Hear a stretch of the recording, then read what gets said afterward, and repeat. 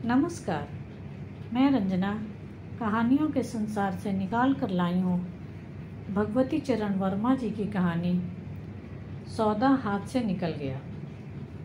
यदि कहानी पसंद आए तो मेरे चैनल को लाइक, शेयर और सब्सक्राइब करें। कहानी सौदा हाथ से निकल गया। राय इकबाल शंकर का रोब-दाब उनके रिश्तेदारों, मोहल्ले वालों पर कितना भी रहा हो, किंतु उनकी घरवाली राधा, जो रद्दो बीबी के नाम से प्रसिद्ध हैं, उन्हें निहायत ही निकम्मा आदमी समझती हैं। मौका मिलने पर उनके सामने ऐलान भी कर देती हैं। रद्दो बीबी की कुशल सुगृहिणी होने की ख्याति भले ही दूर दूर तक फैली हो, पर राय इकबाल शंकर उन्हें निहायत गंवार किस्म की औरत समझते हैं और अक्सर अपनी यह भावना रद्दो बीबी के मुख पर प्रकट भी कर देते हैं। यह क्रम पिछले 30 वर्षों से लगातार चलता आ रहा है। जब इन दोनों का विवाह हुआ था और जीवन के प्रत्येक उतार चढ़ावों के बावजूद पति पत्नी के एक दूसरे के प्रति इस अभिमत में अंतर नहीं पड़ने पाया है। राय इकबाल शंकर की हवेली के 3 हिस्से किराए पर उठे हैं। चौथे में वो स्वयं रहते हैं। जहाँ तक कामकाज का सवाल है, राय इकबाल शंकर के दिवंगत पिता राय हिम्मत बहादुर ने अपनी जिंदगी भर कोई काम न किया और न राय इकबाल शंकर के एकमात्र सुपुत्र गोपाल कृष्ण से आशा की जा सकती है कि वह जीवन भर कोई काम करेगा। वैसे लड़का बुद्धिमान और प्रतिभाशाली है। बीए में उसे फर्स्ट डिवीज़न मिला था, लेकिन 3 साल पहले वह जो स्टूडेंट लीडर बनकर छात्र आंदोलन में जेल गया था, तब से उसे राजनीति का चस्का लग गया है और छात्र लीडर की हैसियत से दुनिया भर के दौरे करता रहता है। राय इकबाल शंकर के पास पुराने ज़माने की ऑस्टिन कार है, जो महीने में 15 दिन आराम करती है और बाकी दिनों में शहर का एकाध चक्कर लगा लेती है। राय इकबाल खुद ही उस कार को ड्राइव करते हैं, वरना 8-10 साल पहले ही कबाड़ी की दुकान पर पहुंच गई होती।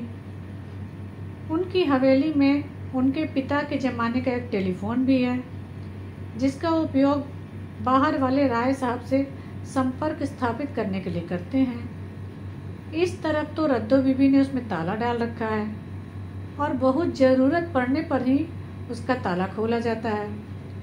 घर की व्यवस्था तो 16 आने रद्दो बीबी के हाथ में है। उन्हें जिंदगी की गाड़ी खींचनी पड़ती है।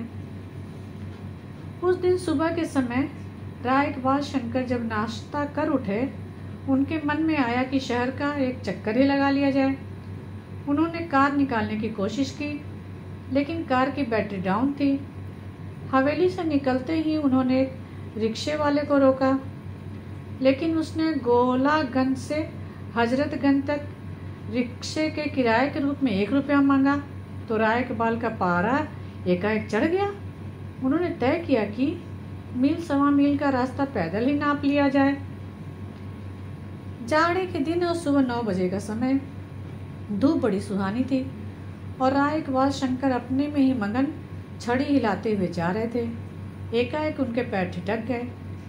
नवाब झम्मन के महल की डोरी से हाशिम कबाड़ी निकल रहा था। अत्यंत प्रसन्नता एवं संतोष की मुद्रा में उसके पीछे पीछे एक कूली के सिर पर लदी हुई एक बहुत बड़ी खाने की गोल मेज थी, जिसमें कुल 2 पाए लगे थे। तीसरा पाया हाशिम हाथ में लिए तलवार की तरफ भांजता हुआ चल रहा था। उसके साथ राय इकबाल शंकर की पुरानी मुलाकात थी।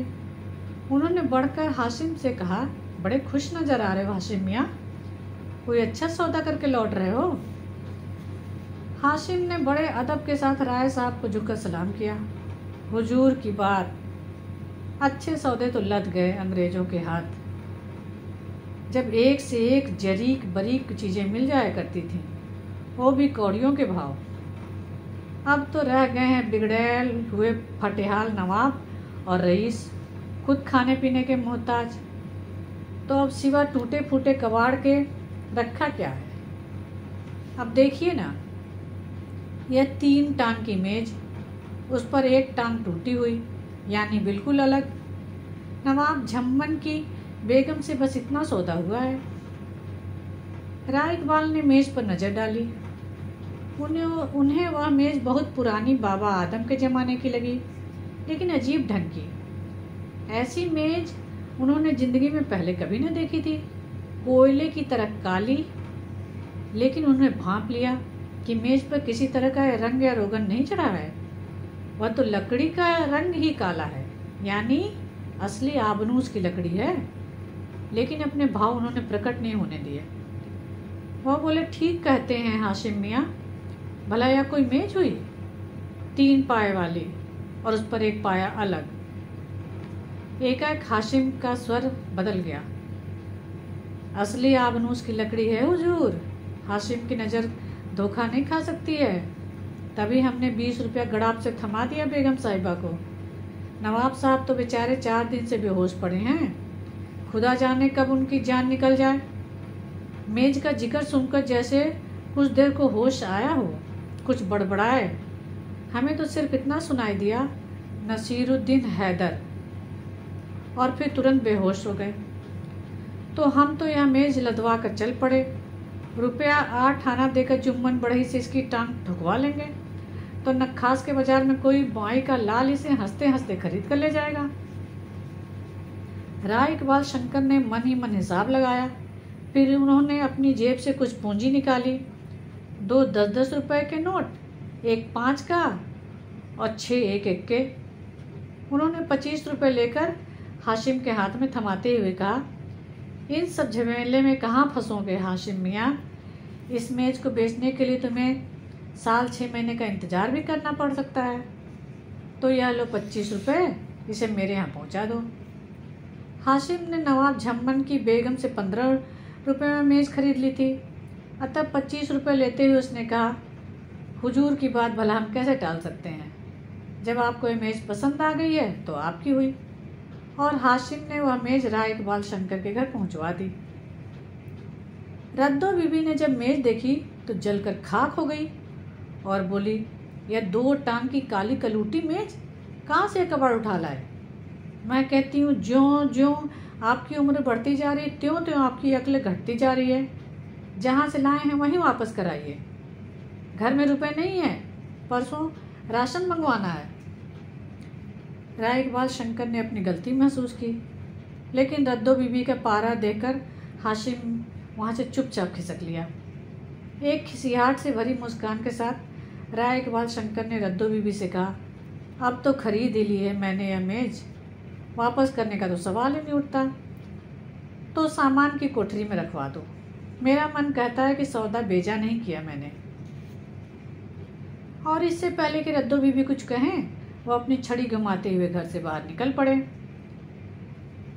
राय इकबाल शंकर से जयसुख मीर चंदानी की मित्रता कब और कैसे हुई, इस बात से इस कहानी का कोई संबंध नहीं है। जयसुख मीर चंदानी अंतर्राष्ट्रीय स्तर के व्यापारी हैं। साल में 3 महीने वह विदेश में रहते हैं। बाकी समय में वह हिंदुस्तान के विभिन्न भागों का दौरा करते हैं। लाखों करोड़ों का सौदा वह हर साल करते हैं।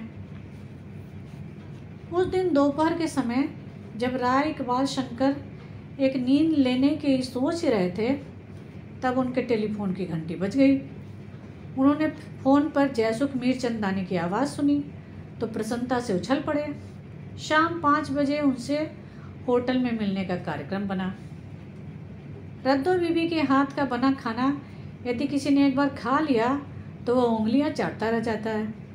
राय इकबाल शंकर ने रद्दो बीबी को आवाज़ दी, अजी सुनती हो? वह जयसुख मीर चंदानी आया है लखनऊ। कहता है कि आज रात का खाना मेरे यहाँ ही खाएगा, तो कोरमा और बिरयानी बना लेना। रद्दो बीबी ने झुंझला कर कहा, सब बना लूँगी। घर में 1 हफ्ते से डालडा नहीं है, देहरादूनी चावल भी ख़त्म हो चुका है, और अब आप आओ देखते हैं न ताओ, सबको न्योता दे देते हैं। राय इकबाल शंकर मुस्कुराए, अरे मुझे तो तुम्हारा भरोसा है, तुम्ही को सब इंतजाम करना है।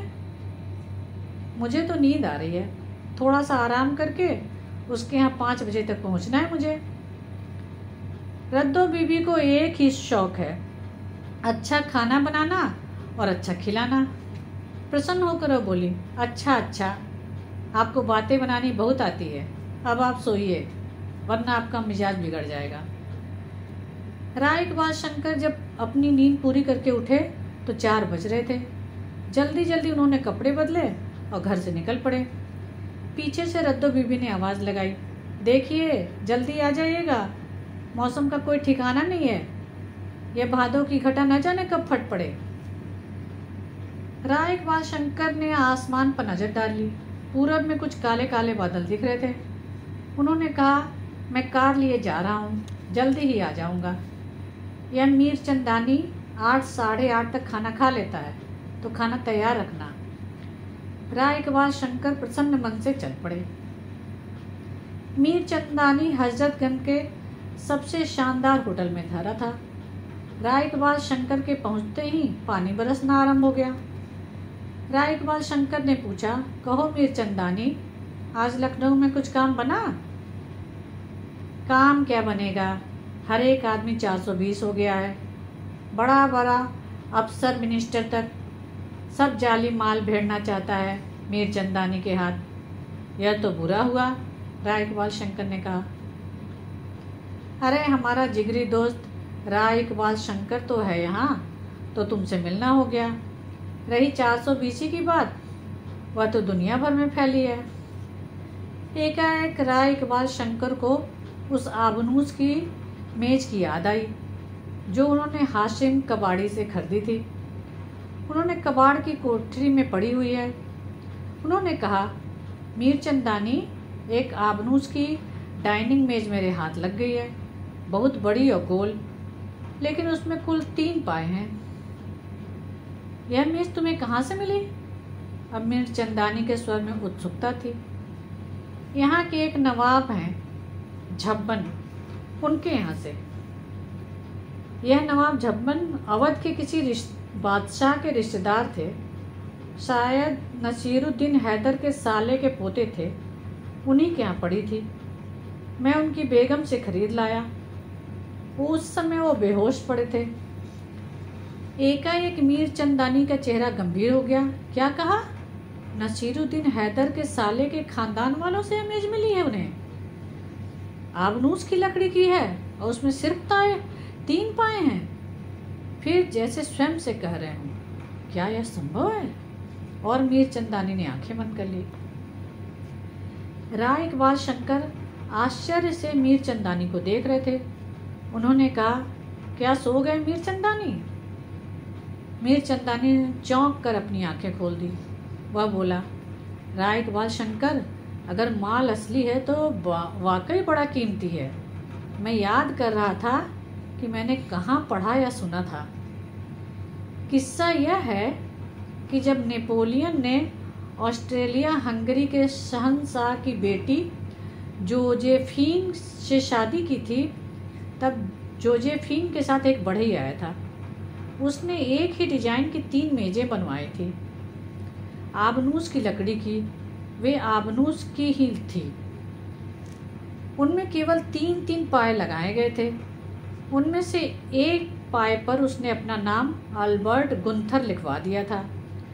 उन मेजों का उलटना तो दूर, मजाल है कि वे टस से मस भी हो जाएं। एक मेज तो अमेरिका के करोड़पति मिस्टर विंडहम के पास है, एक मार्साई के म्यूजियम में सुरक्षित है, लेकिन तीसरी का पता नहीं चल रहा था। अवध के बादशाह नसीरुद्दीन बहुत शौकीन आदमी थे। अंग्रेज, फ्रांसीसी सभी तरह के लोगों से उनकी दोस्ती थी। मुमकिन है उन्होंने वह तीसरी मेज मंगवा ली हो और यह वही तीसरी मेज हो। राय इकबाल शंकर का हृदय अब बेतरह उछलने लगा था। उसने दिल को थाम कर कहा, मीर चंदानी, मान लो यह वही मेज हुई तो? कुछ सोचकर मीर चंदानी बोला, अगर यह वही मेज है तो बड़ी आसानी से किसी अमेरिकी करोड़पति के हाथ 10-20 हजार में निकल जाएगी। तीसरी टांग को बड़ी कुशलता पूर्वक लगवाना होगा। फिक्र मत करो, हमारे पास एक से एक अच्छे कारीगर हैं दिल्ली में। राय इकबाल शंकर ने कहा, तो उससे मुझे कितना मिलेगा? मीर चंदानी ने कहा, तुम हमारे दोस्त हो। अगर माल असली है तो 5,000 रुपये तुम्हारे। हमें इसे बेचने में वक्त लगेगा, दौड़ धूप करनी पड़ेगी। 5,000 से ऊपर जो मिलेगा वह हमारी तकदीर का। 8 बजने वाले हैं, खाने का वक्त हो गया है। हम 9 बजे सो जाते हैं, लेकिन ये पानी रुकने का नाम नहीं लेता। राय के बाद शंकर उठ खड़े हुए, बोले, मैं अपनी मोटर लाया हूँ, खाना खाने के बाद 9 बजे तक तुम्हें यहाँ पहुँचा दूंगा।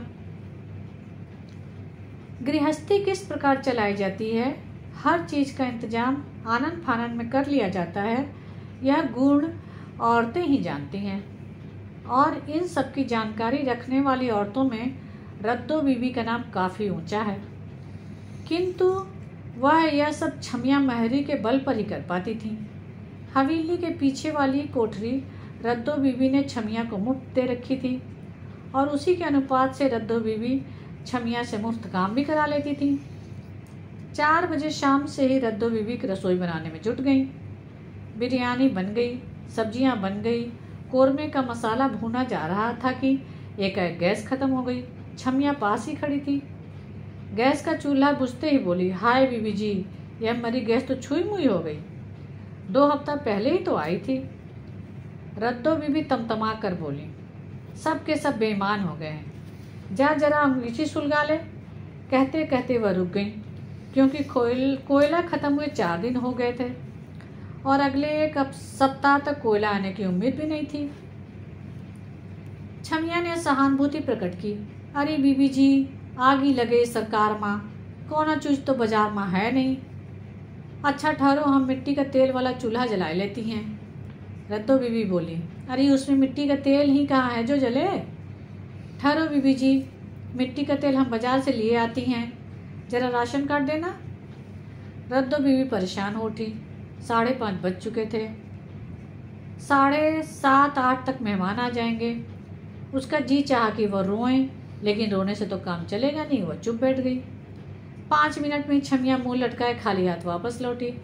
हाय बीबी जी, वहाँ तो फौजदारी हो रही है, लड़ाई झगड़ा हो रहा है, 3 आदमियों को पुलिस पकड़ कर ले गई, हम तो भागी वहाँ से। अब क्या हो? बड़े करुण स्वर में रद्दो बीबी ने पूछा। फिक्र ना करो, हम अभी चूल्हा जलाई थे, लकड़ी की आंच में जैसा खाना बना था वैसा गैस या स्टोव में कहाँ। लकड़ियाँ जलाई गईं, किंतु गीली लकड़ी होने के कारण रसोई घर धुएं से भर गया। छमिया बोली, इन गीली लकड़ियों में तो आधी रात तक भी खाना नहीं बनेगा। दौड़ के जा और भीखूमल के यहाँ से सूखी लकड़ी लेकर आ, रद्दो बीबी ने हुक्म दिया। अरे बीबी, बरसात में सूखी लकड़ी भला कहाँ मिलेगी? भीखूमल ने भी तो सूखी लकड़ी कहकर ये लकड़ी दी थी। रद्दो बीबी और छमिया महरी, धुएं से दोनों की आंखें लाल हो रही थी। झल्ला कर रद्दो छमिया का हाथ पकड़कर रसोई घर से निकली। उन्होंने छमिया से कहा, खोल उस कबाड़ की कोठरी को, पुरानी 4 पाइयों के पटिए या पाए पड़े हों, वह तो सूखे होंगे। कोठरी खोली गई। तभी मेज का एक पाया छमिया के हाथ में आ गया। वह बोली, अरे बीबी जी, यह एक टूटा पाया हाथ लगा है, बड़ा वजनी है, 5-6 सेर का होगा। बस बस, काम बन गया, रद्दो बीबी बोली, एकदम सूखी और बेकार लकड़ी का है या? चल रसोई घर में जल्दी कर। लेकिन बीबी जी, उस पाए को चीरना बहुत मुश्किल काम होगा, पत्थर की तरह ठोस है या लकड़ी। छमिया ने चलते हुए कहा, अरे चल के उस चूल्हे में लगावे तो, एक दफे अगर जो इसने आग पकड़ ली तो बुझेगी नहीं। मेज की टांग को लेकर दोनों रसोई घर में पहुंची। टांग चूल्हे में डाल दी गई। छमिया ने मुंह से चूल्हा फूंकना शुरू कर दिया। 2 मिनट के अंदर ही पाए ने आग पकड़ ली। रसोई घर प्रकाश से जगमगा उठा। छमिया खुशी से चीख उठी, अरे बीबी, यह पाए तो मशाल की तरह जल उठा, कैसी तेज आंच है, चलो काम बन गया। रद्दो बीबी भी चक उठी, गैस के चूल्हे के बाप में इतनी आंच नहीं हो सकती, पूरा खाना बस बन जाएगा इस पाए से। बकायदा कोरमा बनना आरंभ हो गया। उस समय घड़ी में 7:30 बज चुके थे। जिस समय जयसुख मीरचंदानी को साथ लेकर इकबाल शंकर घर पहुंचे, पूरा खाना तैयार था, सिर्फ रोटियां सेकनी बाकी थी। 7:15 बज रहे थे और जयसुख मीरचंदानी को बड़ी जोर की भूख लगी थी। उन्होंने कहा, राय इकबाल शंकर, पहले डिनर फिर बातचीत। रद्दो बीबी खाना परोस रही थी और छमिया महरी रोटियां सेक रही थी। जयसुख मीरचंदानी खाना खाता जा रहा था और खाने की बेतहाशा तारीफ करता जा रहा था। खाना खाकर जयसुख मीरचंदानी ने कहा, राय इकबाल शंकर, अब जरा वह तुम्हारी आबनूस की मेज भी देख ली जाए। राय इकबाल शंकर ने कबाड़ की कोठरी का दरवाजा खोला। छमिया महरी की मदद से राय इकबाल शंकर ने जयसुख मीरचंदानी ने मिलकर मेज निकाली। फिर उसे कमरे में ले आए। नियोन लाइट के तेज प्रकाश में उन्होंने आंखें मिचमिचाते हुए कुछ आश्चर्यचकित सा उस मेज को देखा। फिर वह जैसे उछल पड़ा, वही है, वही है, वही तीसरी मेज। बेहंडम के यहाँ यही काली मेज बिल्कुल इसी तरह की है। इसके पाए में एल्बर्ट गुंथर का नाम भी लिखा होगा। उसने झुककर मेज के दोनों पायों को गौर से देखना आरंभ किया, लेकिन उसे दोनों पायों में कहीं भी एल्बर्ट गुंथर का नाम नहीं मिला। हार कर उसने कहा, राय इकबाल शंकर, इस मेज का तीसरा पाया कहाँ है? उसमें नाम लिखा होगा। वह वहीं उस कोठरी में डाल दिया था, उसे निकलवाता हूँ। और रद्दो बीबी की ओर देखा। वह इसका तीसरा पाया जो टूटा हुआ था, वह तो निकाल लाओ। छमिया महरी वही पास खड़ी थी। वह बोली, वह तो चूल्हे में लग गया, तब कहीं जाकर खाना बना है। राय इकबाल शंकर को तो जैसे कानों पर विश्वास ही नहीं हुआ। क्या कहा? वह पाया चूल्हे में लग गया? हाँ हाँ, चूल्हे में लग गया, रद्दो बीबी बोली। ऐन मौके पर गैस चली गई। पत्थर का कोयला 1 हफ्ते से बाजार से गायब है। मिट्टी के तेल के लिए फौजदारी हो रही है, सर फूट रहे हैं। और ये हमारा टाल वाला गीली लकड़ियां देता है, खाना बनता तो कैसे? पुरानी सूखी हुई बेकार लकड़ी के नाम पर वह पाया दिखा तो लगा दिया चूल्हे में। जयसुख मीरचंदानी ने कहा, एक शानदार सौदा हाथ से निकल गया। यह मेज असली है, इसे साबित करने का कोई सबूत अब नहीं रह गया। राय इकबाल शंकर ने अपना माथा ठोक लिया। अरे भलमानस, पाया नहीं जला, 5000 की रकम जल गई है मेरी। और फिर उन्होंने मीरचंदानी से कहा, जयसुख भाई, चलो इससे पहले कि मैं इस गम के सदमे से बेहोश हो जाऊं, तुम्हें तुम्हारे होटल पहुंचा दूं। धन्यवाद।